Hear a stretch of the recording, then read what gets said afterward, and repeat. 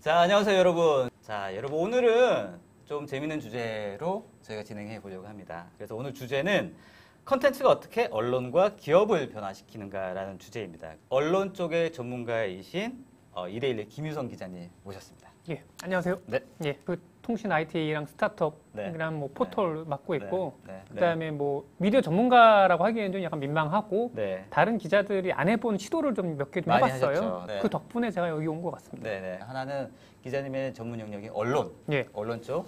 저는 이제 기업 쪽을 맡아서 말씀을 좀 화두를 던져보려고 합니다.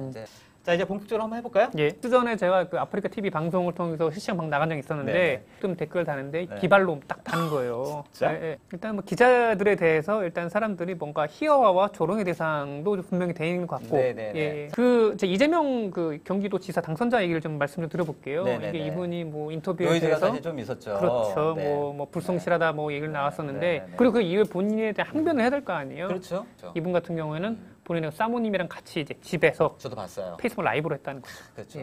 그러니까 이제는 어떤 개인이 기존의 언론사를 거치지 않고 그렇죠. 대중에게 다이렉트로 자기의 목소리를 전파할 수 있는 루트가 생겼다. 플랫폼의 영향력을 개량적으로 볼 수 있는 것 중 하나 광고비거든요. 광고비. 예.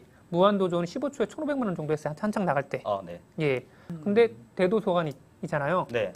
이 사람을 한번 광고를 해서 프로모션 하려고 하면은 몇 천만 원대요. 이 사람 한 사람 섭외하는 게. 실제 언론에 계시면서 느끼는 그 체감의 온도는 어떨지 조금 궁금하긴 합니다. 일단 업무량이 좀 많아졌습니다. 지면에서 온라인으로 경쟁이 바뀌다 보니까 검색에 걸려야 되는 거예요. 그래서 두 가지 방법이 있죠. 제목을 섹시하게 달거나 양으로 승부하거나 그러다 보면은 이제 각 기업이 내놓는 보도자료, 기관에 내는 보도자료가 하나의 또 그 소스로 돼서 그게 기사화가 되는 거죠. 네. 자, 그래서 어떻게? 고민이 큽니다. 그래서 어떻게? 네. 자, 답이 있나요? 답이 없어요. 자, 그래도 얘기를 해야죠. 정답은 아니지만 하나의 대안, 하나의 현재 상태에서의 어떤 방법? 이게 뭐 어떤 의미인가요? 그렇죠? 그다음에 본인만의 플랫폼 뭐 블로그를 만든다거나 브런치를 열심히 쓰는 기자들도 있고, 손에 잡히는 경제 이진우 기자 같은 경우에는 이데일리 출신이거든요. 이데일리 출신이시죠. 맞아요. 예. 이데일리 하면은 손에 잡히는 경제 이진우 기자 할 정도로 회사에서는 제가 봤던 그 인상이에요. 네네. 달가워하진 않아 보였어요.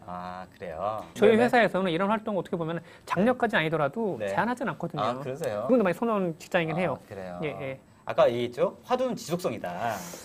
회사 주도의 미디어 정책이 매번 실패하는 이유가 바로 여기에서 걸리기 때문이라고 저는 봐요. 첫 번째로 담당자가 잘 바뀌어요. 2년에 한 번, 아니면 3년에 한 번씩 보직을 바꿔야 되다 보니까, 게다가 온라인 쪽 뉴미디어 쪽은 아직 회사 내에서도 다른 언론사를 막론하고 선호하는 자리는 아니에요. 자, 이어서 경제 유캐스트라는 팟캐스트도 사실은 이제 개인적으로 좀 진행하고 계시는데 2016년부터 진행하고 2016년 8월부터 하고 있고, 요새 들어서는 뭔가 전문가를 매신다거나 특정 경제 이슈에 대해 설명을 드린다거나 이렇게 하면 노력을 하고 있는데, 약간 이제 방향을 약간씩 테스트를 해보고 있는 계속 바꾸고 있습니다. 지속성을 계속 유지할 수 있는 힘이 뭔가요? 일단은 같은 경우에는 대충 만드는 겁니다. 그 재밌어서 한 것도 있어요. 전부터도 뭔가 이제 음성이라는 게 되게 새롭고 신비하잖아요. 그래서 그런 거를 도전해보겠다는 것도 있었고. 본인이 즐기시죠? 재밌어요. 좋아하시죠? 그렇죠. 그게 가장 큰 힘이 아닌가라고 생각이 듭니다. 신뢰성. 사실 그 기존의 언론사는 그래도 신뢰성적인 측면에서는 그래도 높은 점수를 받지 않나요? 일반 블로거와 비교해 봤을 때는 분명히 신뢰성을 받는다고 저는 생각을 합니다. 근데 다만 요즘 같은 세태에 많이 똑똑해지셨어요, 네티즌들도. 언론 매체 이외에 뭐 블로그든 뭐 페이스북 수많은 또 전문가분들이 또 그에 대한 의견을 양산하시잖아요. 게다가 또 중요한 건 뭐냐면은 뭐 저희 기성 언론의 잘못일 수 있긴 하겠지만은 본인들이 입맛에 맞게 기사를 만들고 미디어 전문지나 아니면은 뭐 다른 외신 기자의 입을 통해서 전달되고 있으니까. 약간 바이어스 되어 있다. 그렇죠. 이데일리는 어때요? 이데일리는 팩트 위주로 잘 전달하고 있습니다. 소통이죠, 소통. 네이버 댓글 여러 가지 이슈 있잖아요. 사실 너무 댓글이 많아서 이슈가 되는 거잖아요. 그런 측면은 어떻게 생각하세요? 다양한 의견들이 있죠. 다양한 분들이 모여서 갱증되는 뭐 광장 같은 곳인데, 그 중에 누군가가 이제 깃발을 들고 아니면 뭔가 유도를 하고 했다고 해가지고 그 광장의 본질을 자체가 흔들린 건 아니라고 보고 있거든요. 운영의 묘를 좀 높여야 되는 분명 숙제는 있습니다만은 그렇다고 해서 네이버 댓글 원천적으로 막는 거는 해결책이 아니다. 그거는 기업에 대한 무리한 간섭인 거죠. 1000명의 팬을 만들어라. 중요하죠. 뭔가요?